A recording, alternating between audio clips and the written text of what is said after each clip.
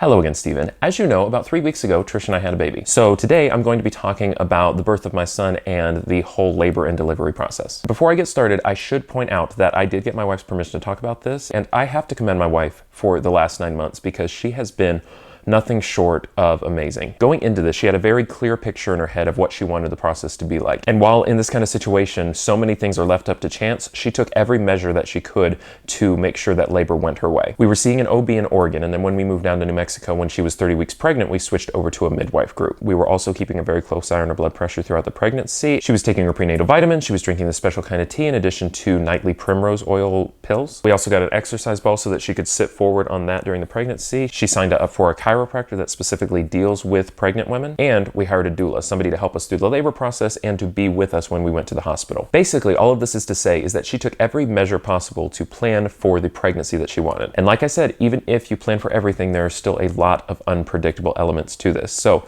let's talk about how it all went wrong. So her due date comes September 22nd and no baby. We meet with the midwife the following day and they schedule us for a fetal monitoring test a week after her due date. September 29th, the fetal monitoring test goes great, no worries there, so we're good to wait until the induction.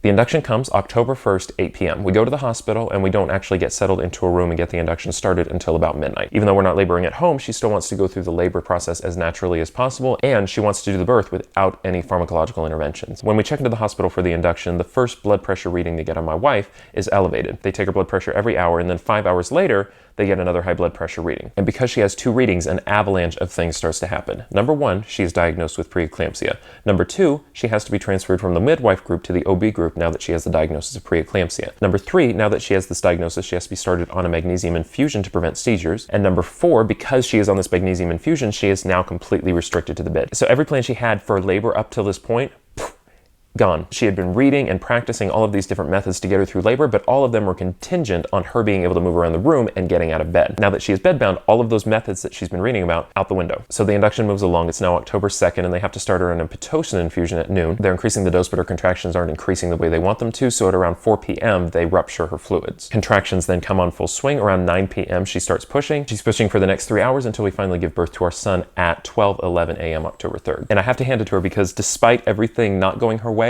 she still stays the course and she still did the entire thing without an epidural and without any pain medicines whatsoever. Oh, but the story does not stop there. So after delivery, my wife, and this is my assessment as a nurse, not speaking as her husband, does not look well. She is as pale as a ghost, extremely diaphoretic, and kind of lapsing in and out of consciousness. Now keep in mind, she has been awake for about 48 hours at this point, so obviously exhaustion is setting in. Also during the delivery, the doctor said that she lost a substantial amount of blood. So as soon as the dust has settled, the L&D nurse comes in with a wheelchair and says, okay, now we need to get you down to the mother-baby unit. My wife, looking the way she does, keeps on saying, I think I'm gonna pass out.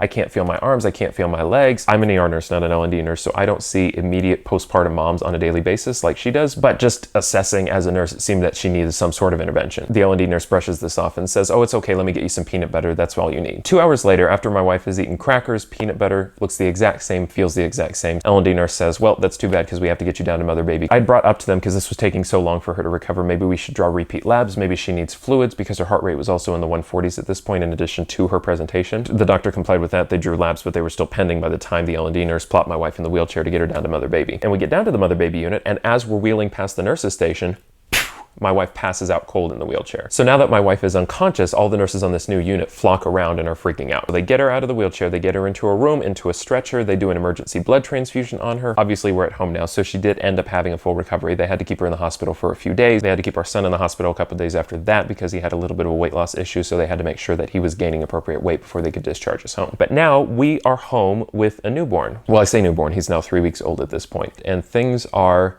crazy, to say the least, at home. Everybody knows that there's a huge adjustment period for new parents adjusting to life with a new baby. Anytime we do anything at all, leave the house, walk the dog, make dinner, anything, it all has to revolve around his schedule. It is simultaneously the most exhausting thing and the most rewarding thing I have ever done in my life. It's just gonna be one of those things that's gonna be a constantly changing adventure where we have to just take it one day at a time, and it's gonna be great. Stephen, I hope we make a new video soon, and even more than that, I hope that we are able to align our schedules so that come December you are able to see your nephew. So until then, I will talk to you later, Stephen.